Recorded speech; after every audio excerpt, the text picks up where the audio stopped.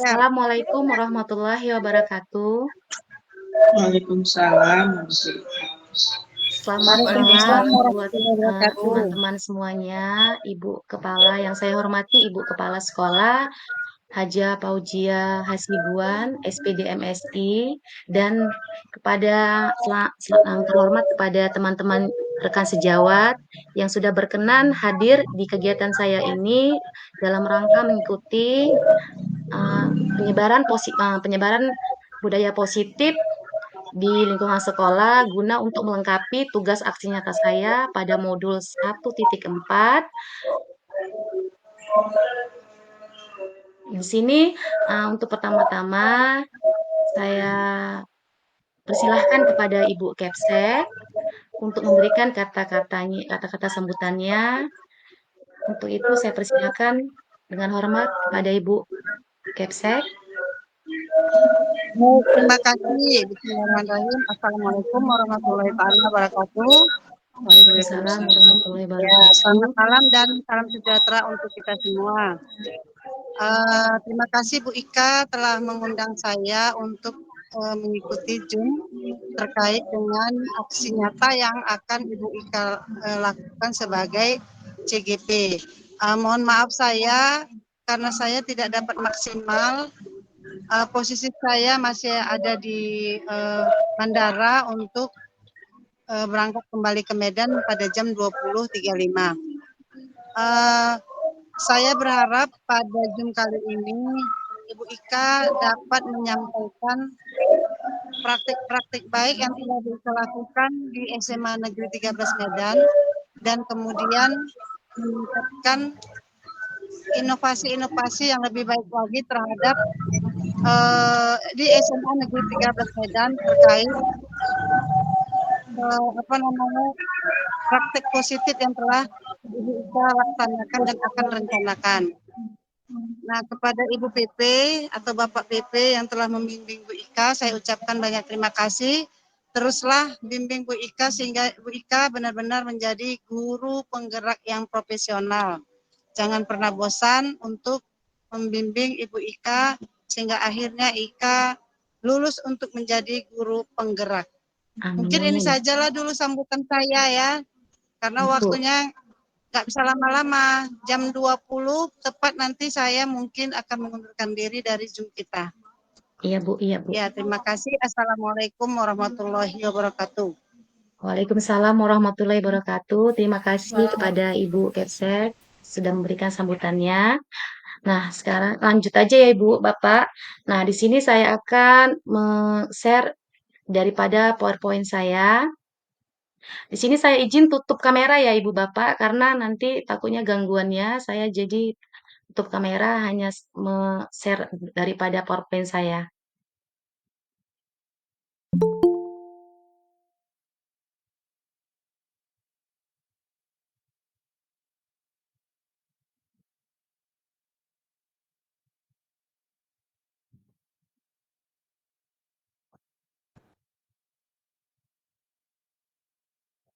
Bapak Ibu sudah kelihatan daripada PPT saya? Sudah, Bu. Sudah ya. Nah, di sini, inilah yang akan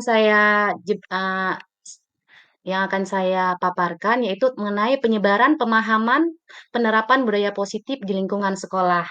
Nah, untuk itu di sini sebelum saya paparkan apa saja yang ingin saya jelaskan, di sini saya memberikan satu buah video agar kita lebih rileks dan lebih tenang dalam uh, menerima materi yang akan saya berikan.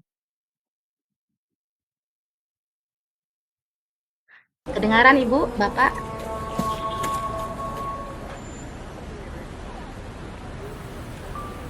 Kedengaran.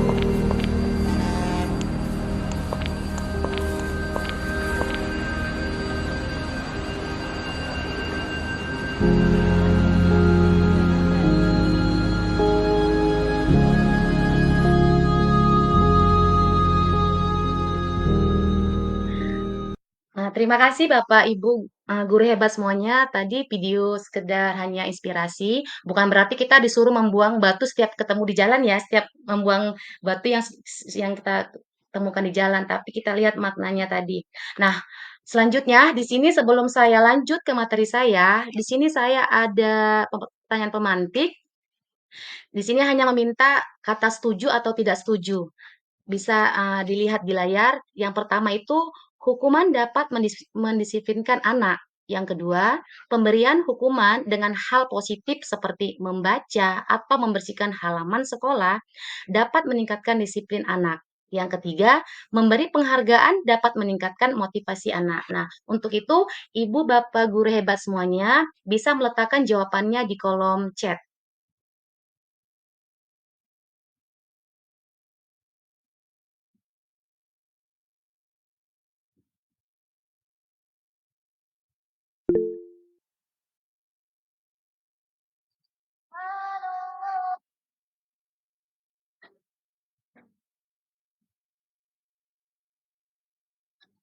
Iya, Kak.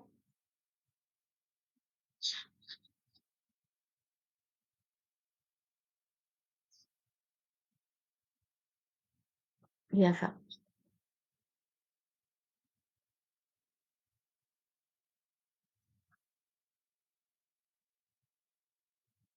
Oh, iya, iya Ibu Kakak.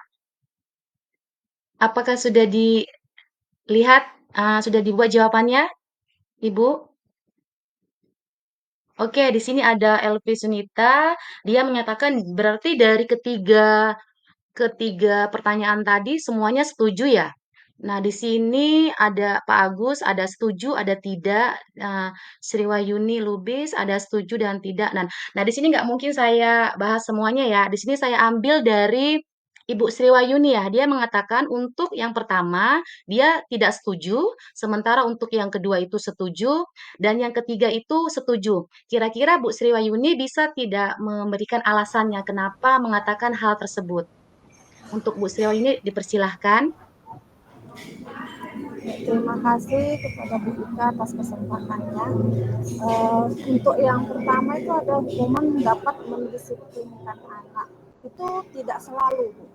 Jadi tidak selalu hukuman itu dapat mendisiplinkan anak karena dia masih karena takut saja. Jadi untuk keesokan harinya kalau dia tidak ada motivasi dari dalam, jadi hukuman itu mungkin hanya sebagai momok saja sama dia dan tidak dapat mendisiplinkan dia dan tidak dapat mengubah dia menjadi lebih baik gitu Bu Ika. Iya, terima kasih Bu Sriwayuni sudah menjawab dari pertanyaan-pertanyaan yang saya berikan tadi. Oke, untuk ibu-ibu semuanya. Nah, di sini satu lagi ya, Ibu Indri. Dia mengatakan untuk ketiganya semua setuju. Nah, kira-kira alasan Ibu Indri mengatakan dari ketiga pertanyaan pemantik yang saya berikan, apa alasannya kenapa semuanya setuju? Dipersilakan untuk Bu Indri.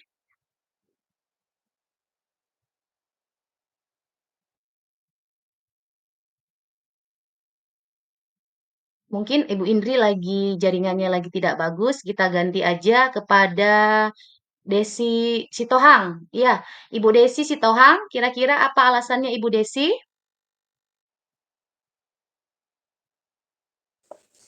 Ya, saya setuju kalau misalnya hukuman seperti kedengaran nggak Bu Ika suara saya? Kedengaran Ibu Desi. Oh, ya, seperti membersihkan halaman. Nah, itu bisa mendisiplinkan anak-anak. Selain kita menyadarkan mereka bahwa disiplin itu penting, nah dari situ kita juga mengkondisikan bahwa anak-anak itu pun harus peduli dengan lingkungan sekitarnya. Jadi lambat laun anak-anak itu diberi kesadaran, walaupun mungkin satu dua orang mungkin itu hukuman, ya mungkin mereka melakukannya awalnya dengan keadaan terpaksa, tapi karena mungkin dikondisikan dengan seperti membersihkan halaman atau mengutip sampah, nah itu bisa membuat mereka lebih sadar dengan lingkungan sekitarnya, walaupun bentuknya itu masih dalam bentuk hukuman ya. Nah, menurut saya seperti itu, jadi saya setuju Bu Ika. Iya, terima kasih Ibu Desi. Nah, untuk itu, semua jawaban yang kita berikan tadi, ada yang mengatakan setuju ataupun tidak setuju, nanti kita akan lebih paham lagi sebenarnya jawabannya untuk yang ketiga pertanyaan pemantik ini yang mana gitu ya. Setelah nanti saya akan memaparkan semua, materi-materi yang akan saya jelaskan ke depannya nanti. Oke, sekarang kita lanjut kembali. Nah, di sini adapun pembelajaran selanjutnya, yaitu kita akan membahas tentang apa sih sebenarnya budaya positif itu. Nah, di sini dijelaskan bahwasannya budaya positif itu adalah merupakan perwujudan dari nilai-nilai atau keyakinan universal yang diterapkan di sekolah. Budaya positif dapat mendorong murid untuk mampu berpikir, bertindak, dan mencipta sebagai proses merdekakan dirinya sehingga murid mampu mandiri dan bertanggung jawab. Nah, adapun konsep inti budaya positif itu yang nanti akan saya terangkan, pertama itu adalah perubahan paradigma belajar. Yang kedua, apa sih nilai positif itu? Disiplin positif itu, kemudian teori motivasi, hukuman itu apa, penghargaan itu bagaimana, dan selanjutnya ada 5 posisi kontrol, kemudian ada kebutuhan dasar manusia, ada keyakinan, dan ada juga segitiga restitusi. Next, lanjut. Nah, sebelum kita bahas itu semuanya, di sini yang pertama yaitu adalah mengenai pembelajaran dengan paradigma. Apa ya maksud dari pembelajaran dengan paradigma itu? Maksudnya kita ingin merubah konsep kita yang selama ini salah menjadi gimana sih yang sebenarnya itu. Nah, di sini pembelajaran dengan paradigma itu merupakan uh, pembelajaran yang prinsipnya itu berdiferensiasi sehingga para peserta didik itu belajar sesuai dengan kebutuhannya berdasarkan tahap perkembangan sesuai teori psikologi modern untuk mewujudkan nilai-nilai profil pelajar Pancasila. Jadi di sini selama ini kita kan selalu mengontrol anak-anak. Kita mau anak-anak tersebut ingin apa yang kita inginkan dia harus seperti ini. Nah, sebenarnya itu adalah salah.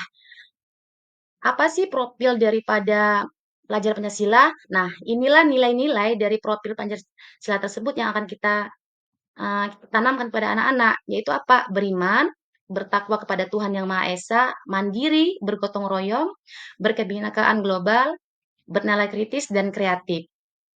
Nah, di sini saya buatkan gambar daripada perubahan paradigma tadi.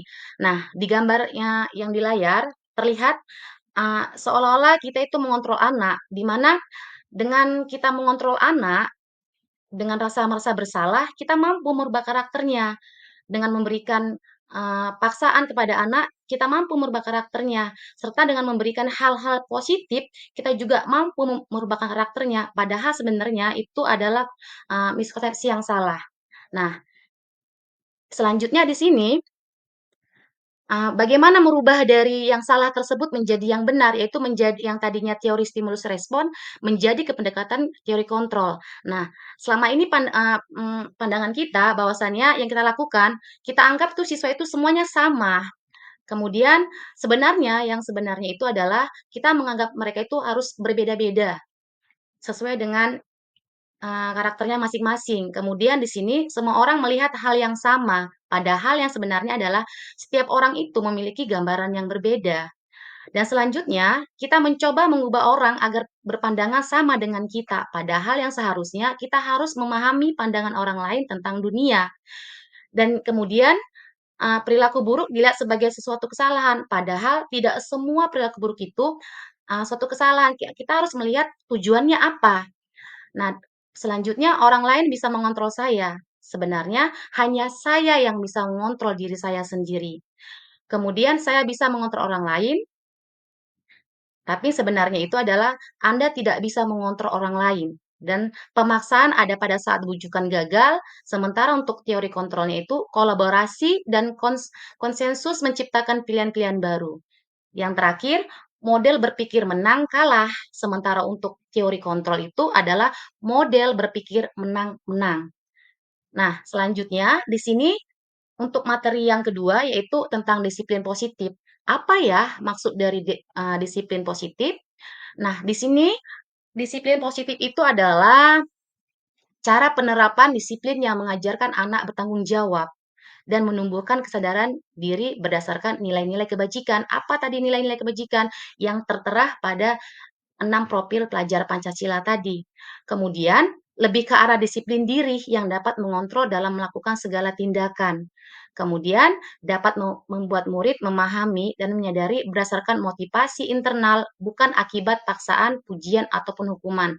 Nah, di sini maksudnya, disiplin yang kita tanamkan itu harus berasal dari diri kita sendiri, internal. Kalau dia mungkin lebih bertahan, kalau dia eksternal, itu saya rasa tidak akan bertahan lama. Nah, di sini lagi ada materi selanjutnya, motivasi perilaku manusia. Menurut Diana Goosen, dalam bukunya Restructuring School, menyatakan ada 3 motivasi perilaku manusia. Nah, ini kita temui yang ibu-ibu, kita temui di dalam kelas kita, pada anak-anak kita, yaitu yang pertama itu, ada anak-anak itu melakukan menghindari ketidaknyamanan atau hukuman. Yang kedua, untuk mendapat imbalan atau penghargaan dari orang lain. Yang ketiga, untuk menjadi orang yang mereka inginkan dan menghargai diri sendiri dengan nilai-nilai yang mereka percayai. Ketiga motivasi ini ada yang dari luar dan ada yang dari dalam. Nah, untuk yang dari luar tadi, contohnya dia ingin melakukan sesuatu itu karena ada supaya aku tidak dihukum, aku nggak terlambat lagi lah. Kemudian aku nggak supaya aku tidak dihukum, nanti kan kalau aku nggak datang terlambat kan aku nanti dapat imbalan dari guruku atau dapat pujian. Nah, itu sebenarnya motivasi yang datang dari luar dan itu biasanya tidak bertahan lama.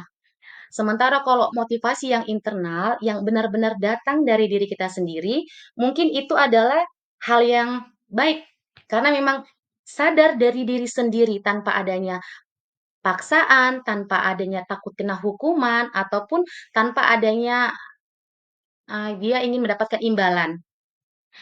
Kemudian di sini saya buat perbedaan antara apa sih beda antara hukuman, konsekuensi, dan restitusi. Di sini ada hukuman. Yang pertama, tidak terencana. Itu kalau hukuman. Kemudian, kalau dia konsekuensi, itu terencana. Sementara kalau restitusi, proses menciptakan kondisi bagi murid untuk memperbaiki kesalahan. Kalau kehukuman, murid tidak tahu apa yang akan terjadi. Sementara kalau konsekuensi, murid tetap dibuat tidak nyaman. Kemudian kalau restitusi, proses yang kolaboratif mengajarkan murid untuk mencari solusi sendiri. Kemudian kalau hukuman berupa hukuman, ya bisa fisik, bisa psikis. Kemudian kalau konsekuensi, sikap guru selalu memonitor murid. Nah, di sini saya punya pertanyaan, punya kuis sedikit untuk Bapak Ibu guru hebat semuanya. Di sini ada berapa ini ya? Ada 6, ada 7 kuis. Ibu-ibu, ibu bapak guru hebat bisa lihat ke depan, ke layar saya. Kira-kira untuk nomor 1, itu termasuk apa ya Bapak Ibu? Hukuman atau konsekuensi? Mencatat 100 kali di dalam buku kalimat, saya tidak akan terlambat lagi karena terlambat ke sekolah. Ya, Ibu Desi, dipersilakan. Kira-kira jawabannya Menurut saya hukuman. ya, oke, saya simpan dulu aja. Dan yang lain boleh ya Ibu Sri Wahyuni untuk menjawab yang kedua. Yang kedua, Bu. Ya, Oke, yang kedua juga termasuk hukuman. yang kedua lari mengelilingi lapangan ya basket. Oke, next kepada yang kira-kira yang ketiga siapa yang ingin menjawab?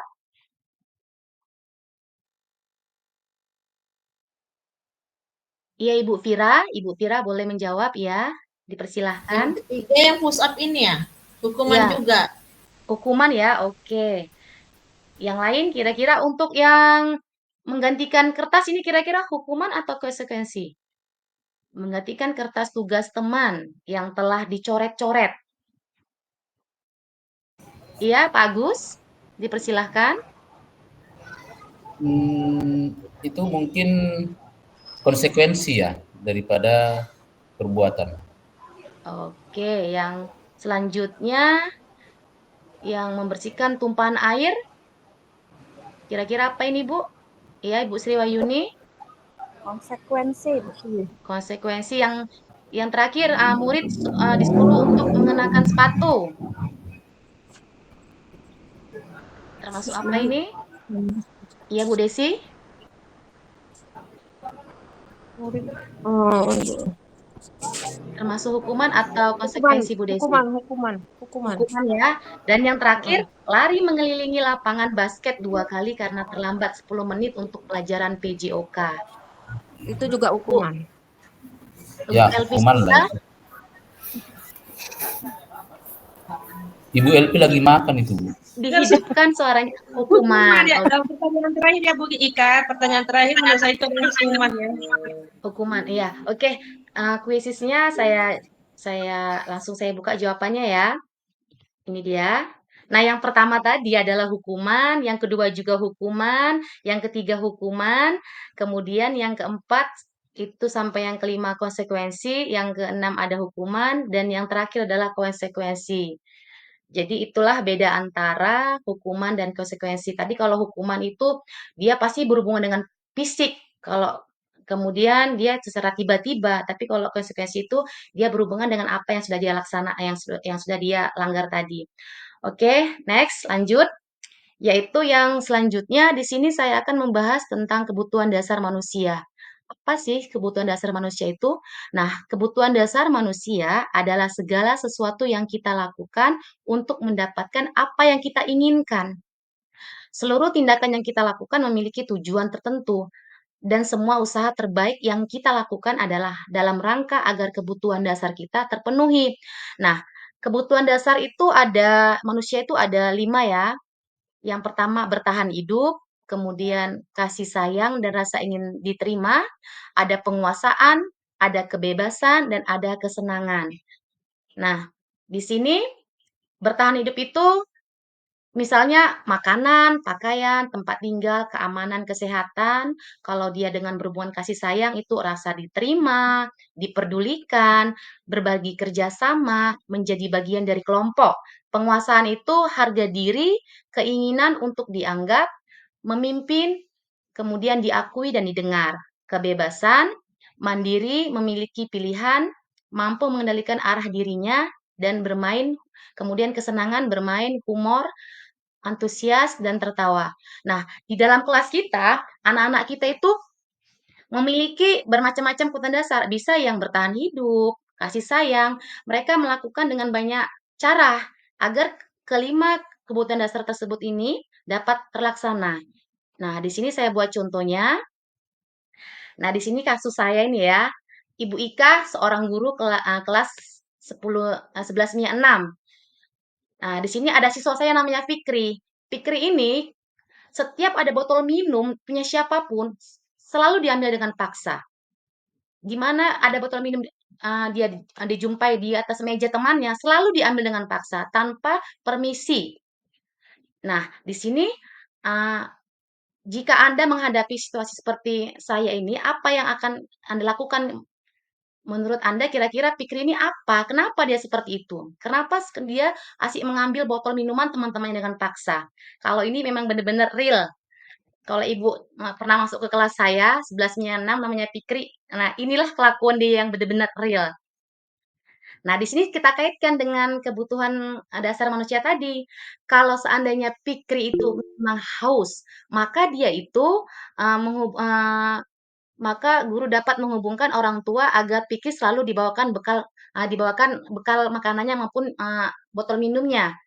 Kemudian, jika alasan Fikri bosan dengan bekal makanannya ataupun minumannya yang selalu sama, maka guru dapat meminta orang tua memberi pilihan kepada Fikri ingin dibuatkan bekal apa.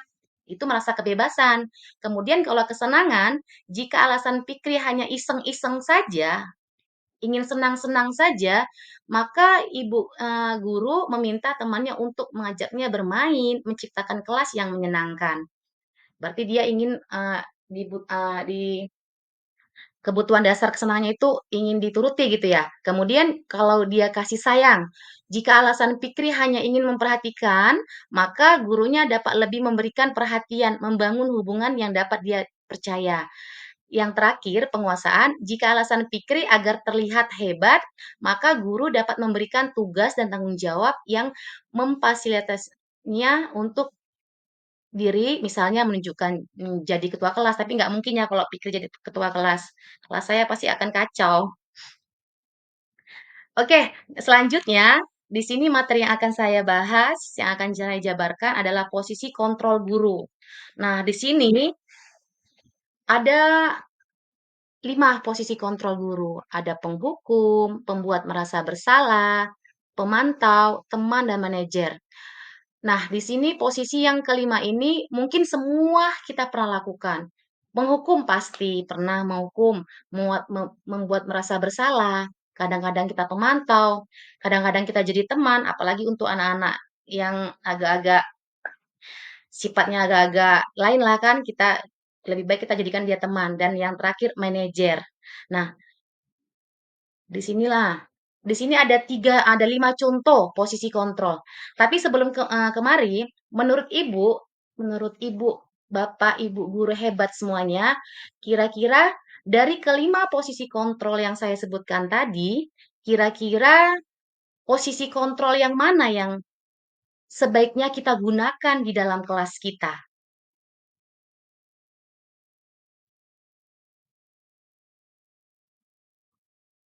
Bapak Ibu, ya, Bu Nurcaya Huta Barat,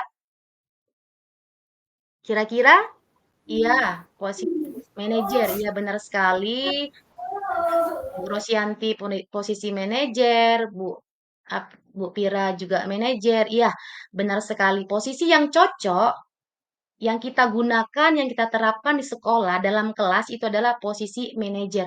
Kenapa posisi manajer? Nanti akan diterangkan lebih detail lagi. Nah, di sini saya buat contohnya. Untuk contoh yang pertama itu dia mengatakan kalau dia penghukum, terlambat lagi, pasti terlambat lagi, selalu datang terlambat, kapan bisa hadir tepat waktu? Itu adalah kalimat-kalimat bahwasanya kita itu sebagai posisi kontrol penghukum. Kemudian kalau merasa bersalah, dia mengatakan agak lebih lembut yang fokus untuk anak itu merasa bersalah dengan kelakuannya. Contohnya, Adi, kamu ini bagaimana ya? Kan sudah berjanji pada ibu tidak datang terlambat lagi. Kamu kenapa ya? Senang sekali mengecewakan ibu. Nah, dengan kata-kata seperti itu, anak merasa bersalah. Kemudian posisi yang selanjutnya, sebagai teman, kita mengajak anak-anak tersebut seolah-olah teman kita. Contohnya Adi, ayolah, bagaimana sih kamu? Kemarin kamu sudah janji ke ibu kan, kenapa terlambat lagi? Sambil tertawa, sambil ngomong dengan bahasa yang lebih lembut, sambil agak seperti teman.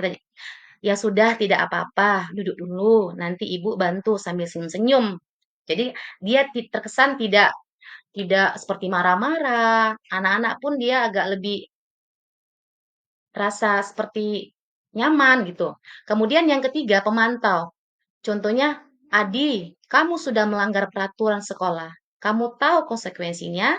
Ya, benar. Nanti kamu harus tinggal di kelas untuk menyelesaikan tugas yang tertinggal tadi. Itu sebagai pemantau. Kalau sebagai manajer, dia kata-katanya, apakah kamu tahu kesalahan kamu? Kira-kira bagaimana ya kamu memperbaiki kesalahanmu? Nah, seperti itu Bapak Ibu guru hebat, kalimat-kalimat yang posisi kontrol tersebut sebagai baik itu teman maupun manajer, sebagai pemantau. Nah, di sini juga saya kembali punya kuis. Nah, kuis di sini Bapak Ibu bisa lihat ada 2 saya buatkan di sini kuis. Yang pertama, kamu tidak pernah mengerjakan tugas. Sekarang kamu berdiri di depan kelas. Yang kedua, saya kecewa sekali dengan kamu. Kira-kira untuk kuis yang pertama, itu jawabannya apa Bapak Ibu? Iya, yang untuk pertama penghukum ya. Ya, benar sekali penghukum. Untuk yang pertama penghukum. Untuk yang kedua, Kira-kira untuk yang kedua ini termasuk posisi kontrol yang mana? Apakah penghukum? Iya, Pak Agus? Membuat merasa bersalah, Bu. Merasa merasa Bersalah, bersalah. Iya, membuat benar merasa sekali. bersalah ya. Ah, iya, benar sekali. Untuk yang pertama, itu posisi kontrolnya adalah merasa penghukum, yang kedua itu adalah merasa bersalah. Nah, tadi saya sudah jelaskan bahwasanya posisi yang kontrol yang paling tepat itu untuk kita terapkan di dalam kelas adalah posisi sebagai manajer. Kita mengajaknya diskusi, kemudian kita tanyakan apa dan bagaimana untuk caranya untuk memperbaiki kesalahan yang dia sudah buat. Next, selanjutnya itu mengenai keyakinan kelas.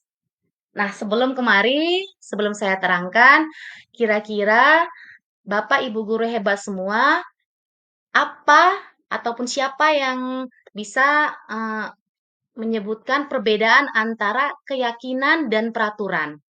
Apa beda antara keyakinan dan peraturan? Selama ini kan kita selalu peraturan, peraturan, peraturan.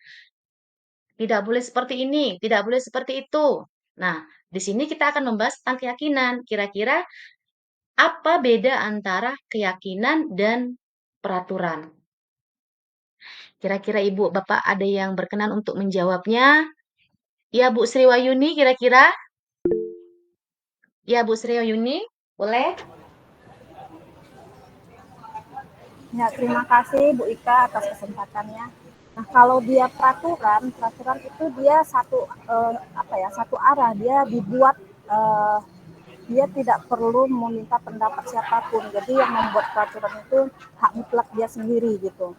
Nah, sementara keyakinan itu dia dua arah, dia hasil dari kesepakatan yang benar-benar diyakini dari dalam diri, jadi sudah menjadi motivasi dari dalam.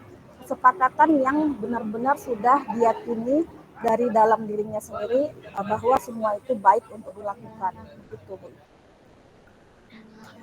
Ya, benar sekali. Terima kasih Bu Sri Wahyuni atas masukan antara perbedaan antara keyakinan dan peraturan. Nah, di sini juga ada Ibu Bu Febri ya, yang menyatakan bahwasannya keyakinan disepakati bersama warga kelas, sedangkan peraturan dibuat oleh sebelah pihak saja tanpa ada kesepakatan. Iya, benar sekali.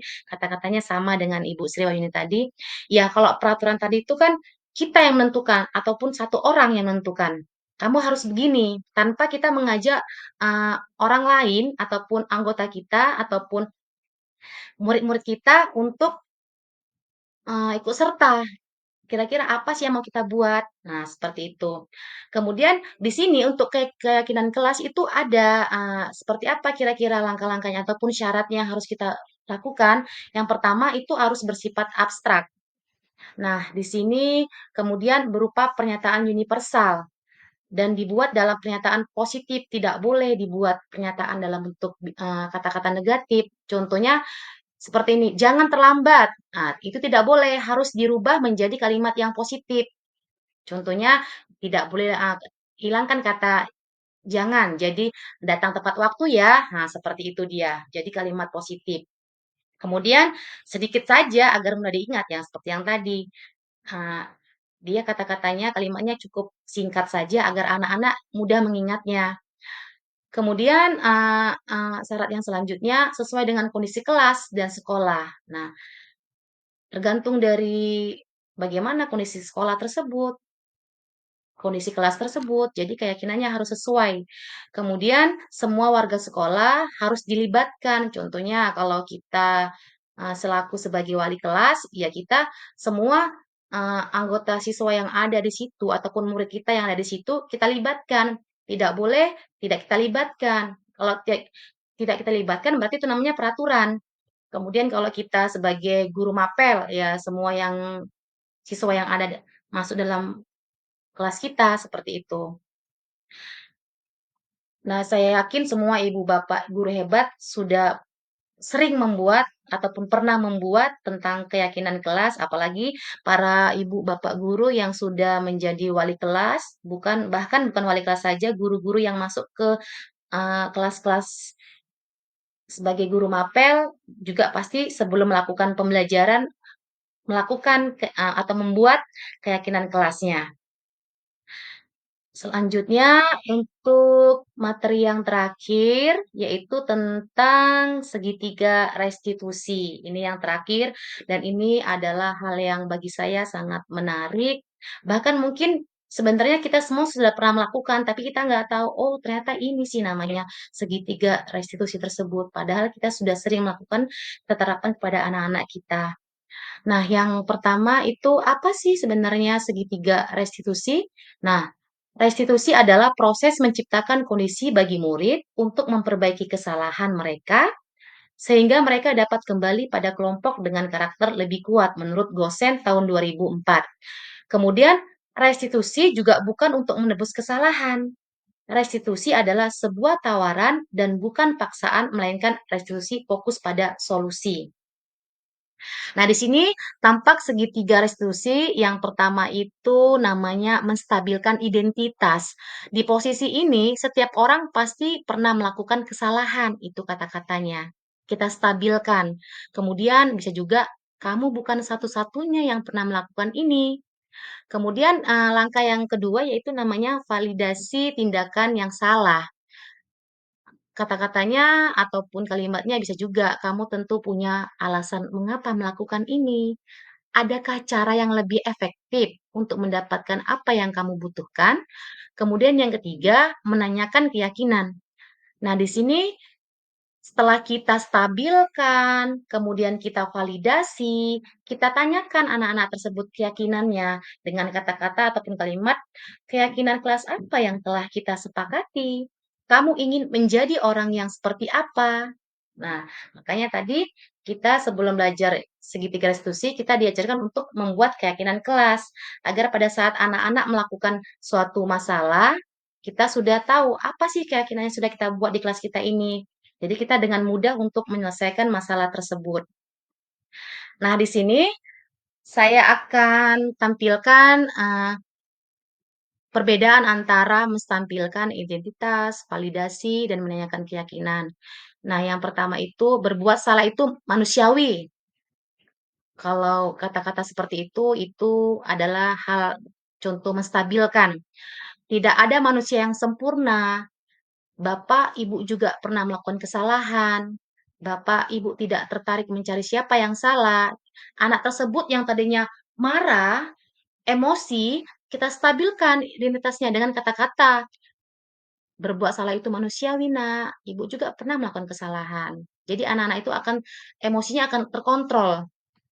Kemudian validasi tindakan yang salah. Di sini kita ingin kamu kalimatnya kamu pasti punya alasan. Jadi anak-anak kita tanya, pada saat kamu melakukan kesalahan tersebut, apa ya alasannya? Kenapa kamu bisa melakukan hal seperti itu, Nak? Atau kamu patut bangga pada dirimu sendiri karena kamu telah melindungi sesuatu yang penting buat kamu. Kita validasi. Maksudnya kita beritahu, ini salah loh. Kenapa kamu seperti itu gitu. Kemudian yang terakhir, setelah kita stabilkan, kita validasi, kita tanya, apa keyakinan kelas kita? Nilai-nilai apa yang telah kita sepakati? Nilai apa yang sudah kamu langgar? Kita tanya anak. Nah, di sini anak kita suruh untuk mencari solusinya daripada kesalahannya yang telah dia perbuat sendiri.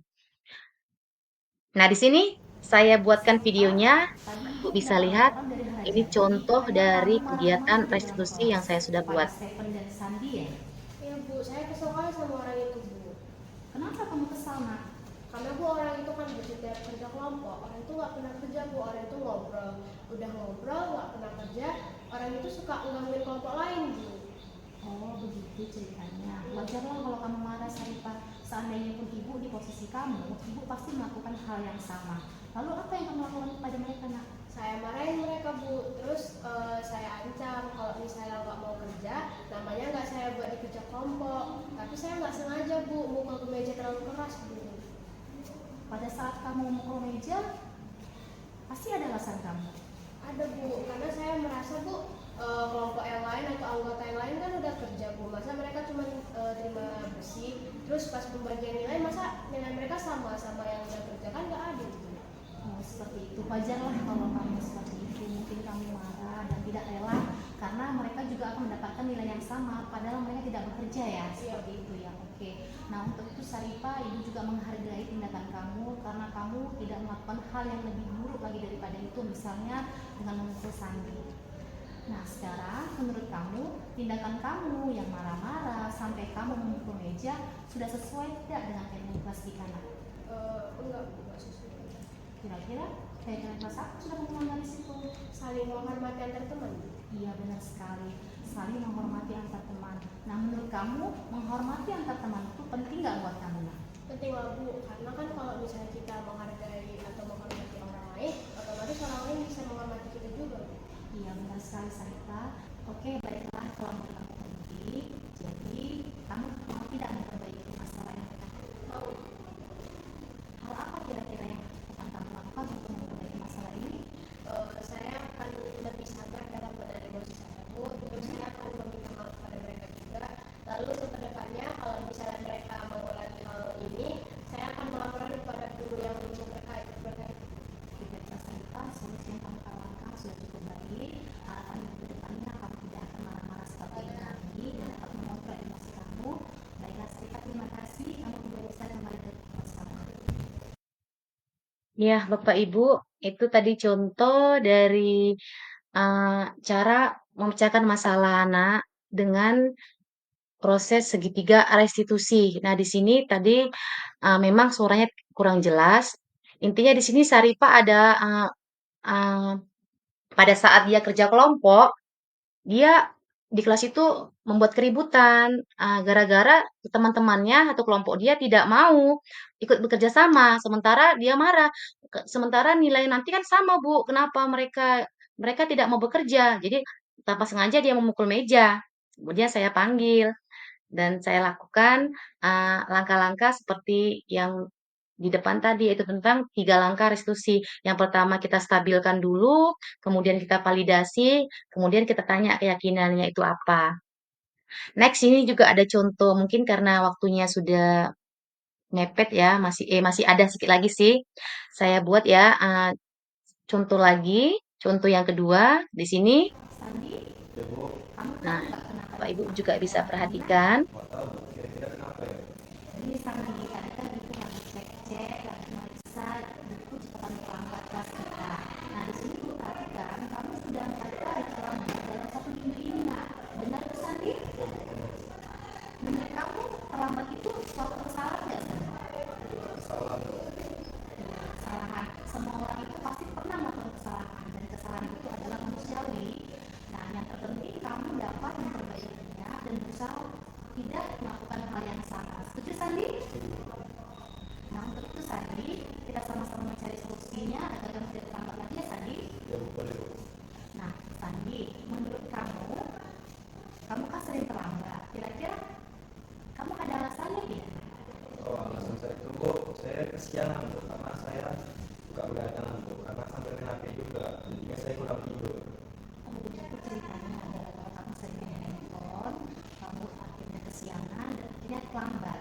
Nah, menurut kamu dengan terlambat seperti ini, apakah sudah sesuai dengan keyakinan kelas kita? Nah, Tidak Bu, kira-kira keyakinan kelas apa yang sudah kamu langgar di situ? peraturan yang disiplin Bu. Iya, benar sekali Sandi, disiplin ya, kamu sudah melanggar keyakinan kelas kita yaitu mengenai disiplin. Nah, menurut kamu Sandi, disiplin itu penting nggak buat kamu?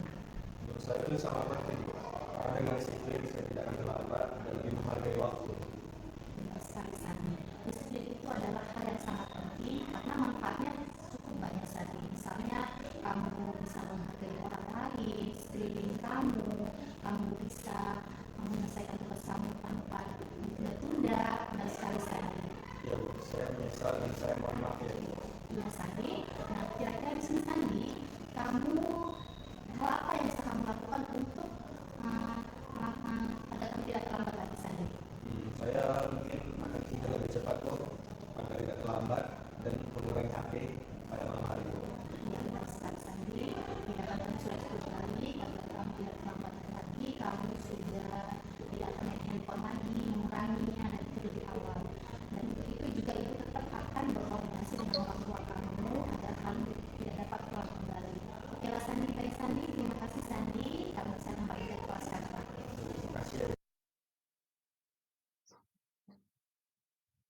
Oke, baiklah Bapak Ibu. Tadi ada 2 contoh dari kegiatan restitusi.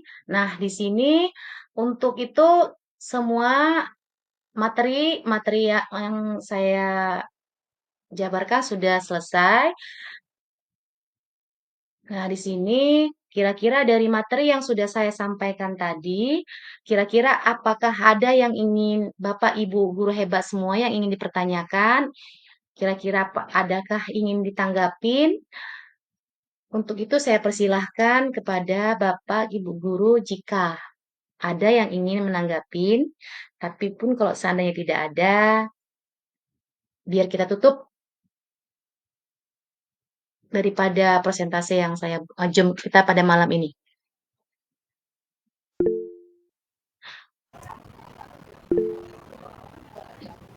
Oke, sudah mantap Bu Ika, mudah-mudahan udah mantap.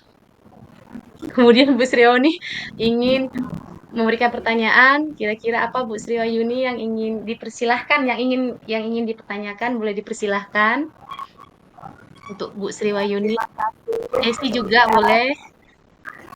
Saya bukan mau memberikan pertanyaan, tapi saya mau memberikan pernyataan bahwa Ya. semua paparan yang dijelaskan oleh Bu Ika sudah baik sekali. Terima kasih Bu Ika. Alhamdulillah, terima kasih Bu Sriwayuni. Kalaupun seandainya ada yang ingin ditanyakan, nanti boleh ditanya lewat WhatsApp aja ya Ibu, Bapak, Ibu guru hebat semuanya. Oke, karena waktunya pun sudah 1 jam ya, 1 jam.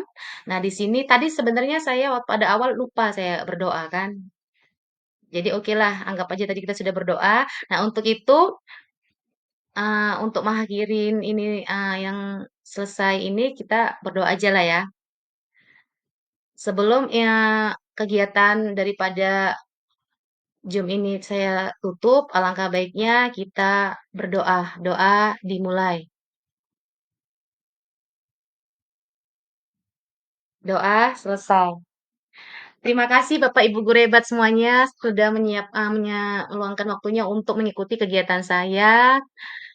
Kalaupun ada kesalahan baik itu dari ucapan saya maupun dari mimik wajah saya ataupun perkataan saya mohon dimaafkan. Oke, boleh kita tutup job kita. Terima kasih Bapak Ibu. Terima kasih ya Bu Ika. Udah Iya. live ya. Kasih Kak. Iya. Keren. Stop. Semangat ya Bu Ika. Pagi Ibu semuanya. Pagi Bu. Bagaimana kabar hari ini, sehat? Sehat. Alhamdulillah. Diperhatikan semuanya dalam keadaan rapi semuanya. Pakai dasinya, rapi semuanya, sampah-sampah juga sudah bersih di bawahnya. Oke, terima kasih anak-anak Ibu semuanya. Nah, anak-anak Ibu semuanya, karena ini adalah ajaran baru, jadi Ibu harapkan kita akan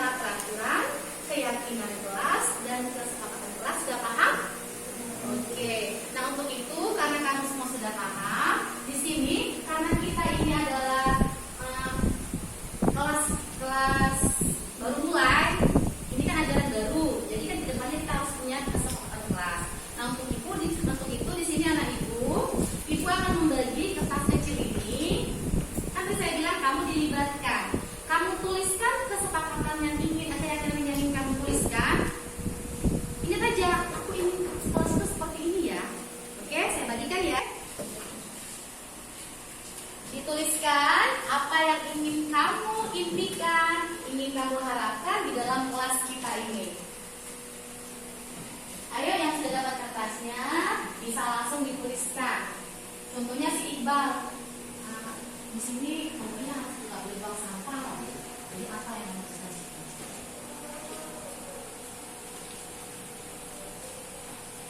Nanti akan ditempelkan ke depan ya. Jangan salah nulisnya, bagian ada lemnya jangan ditulis.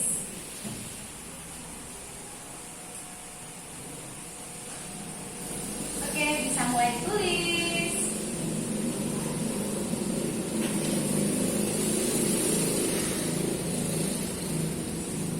Iqbal nggak ada pulpennya, ada yang butuh pulpen dulu kan? Oke, Iqbal ya.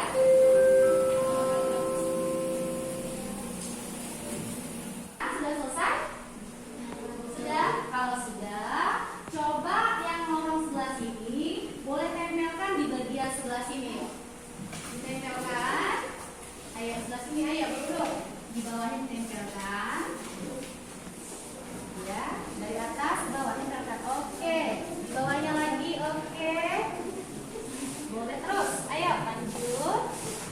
Lanjut lorong yang sebelah sini ya nak ya. Ayo. Lorong sebelah sini juga boleh tempelkan di sini.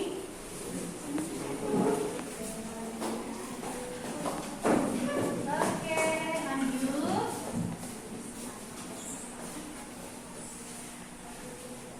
Ya.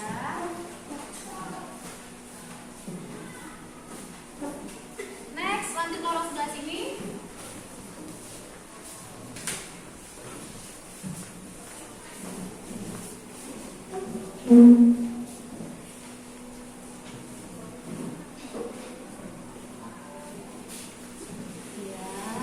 Terus lanjut.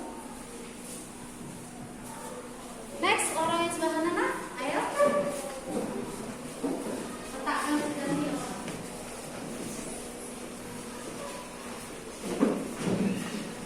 Sebelah sini. Oke, ini tinggi nih sebelah sini.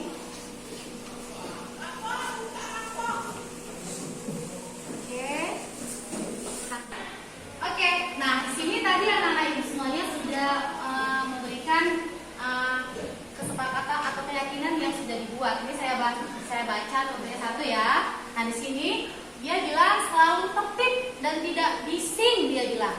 Berarti selalu tertib dan tidak bising. Kira-kira di sini nilai apa yang harus ditanamkan? Disiplin kan? Oke, berarti ini kan kita pindahkan. Ini bagian disiplin. Bagian disiplin. Oke. Yang di sini dia bilang tidak berisik. Sama nggak dengan yang itu? Sama. Berarti ini kemari. Tetap sama-sama apa? Disiplin. Tidak kemari. Dan nanti bahasanya nak nggak boleh kata-kata yang jangan. Tidak boleh. Tidak.